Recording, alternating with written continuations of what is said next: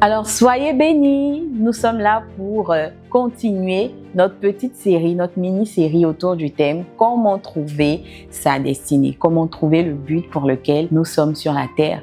Et depuis 2 vendredis déjà, nous avons essayé de répondre à cette question au travers de l'histoire de Joseph. Le point 3 que nous voulons aborder aujourd'hui, c'est simplement le fait de ne pas attendre les grandes choses pour faire des grandes choses. N'attends pas les grands moments pour faire de grandes choses. Considère que chaque moment de ta vie est un grand moment.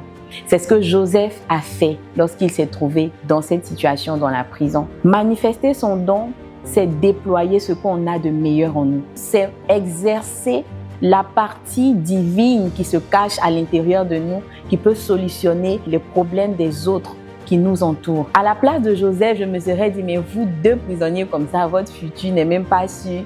Si on n'a pas interprété votre songe, où est le problème? En fait, allez vous coucher, allez dormir encore, faites d'autres choses. Mais Joseph a considéré la tristesse de ses camarades et il s'est intéressé à eux. Il n'a pas regardé à la prison, il n'a pas regardé aux conditions, il a exercé son don sous sa plus grande forme, dans toute son excellence, pour des prisonniers. Waouh! Quelle humilité et quelle conscience de ce que Dieu avait mis en lui. Résultat, quelques années plus tard, il se retrouve devant Pharaon. Mais pourquoi? Pour faire la même chose. Et oui, quand il allait voir Pharaon, ce n'était pas pour balayer le palais. Quand il allait voir Pharaon, ce n'était pas pour lui cuisiner à manger, mais c'était pour interpréter un rêve que celui-ci avait fait.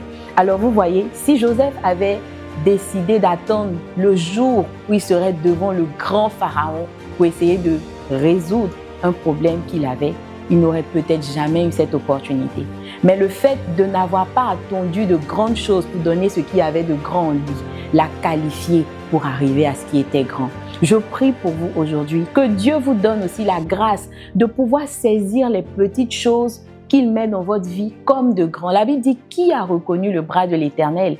Il est venu comme quelqu'un qui n'avait rien pour attirer notre regard, rien pour plaire. Et pourtant, c'était lui, le sauveur de l'humanité. Je prie que dans chaque situation de votre vie, qu'elle soit banale, qu'elle soit petite, minimisable ou autre, que vous puissiez discerner qu'il y a un grand moment qui se trouve derrière cette chose, qu'il y a de plus grandes choses qui se trouvent derrière cette petite porte, derrière cette petite salutation, peut-être qu'il y a ton mariage, derrière cette petite collaboration, peut-être qu'il y a le plus grand contrat auquel tu n'aurais jamais rêvé. Je prie pour vous, si vous voulez pouvoir trouver votre destinée, ne minimisez pas les choses, n'attendez pas des grandes occasions pour vous donner de l'importance et pour essayer de faire des grandes choses pour impressionner les gens. Dans les jours où personne ne vous voit, dans les lieux où personne ne vous voit, dans les lieux où les présidents, les grands ne sont pas, mais que vous êtes appelés à manifester votre don. Je prie que vous puissiez le faire de manière sincère, de manière excellente, que vous puissiez donner le meilleur de vous, peu importe le lieu, peu importe l'heure et la circonstance, parce que dans ce genre de moment se trouvent généralement les plus grandes choses de votre vie. Que Dieu vous bénisse.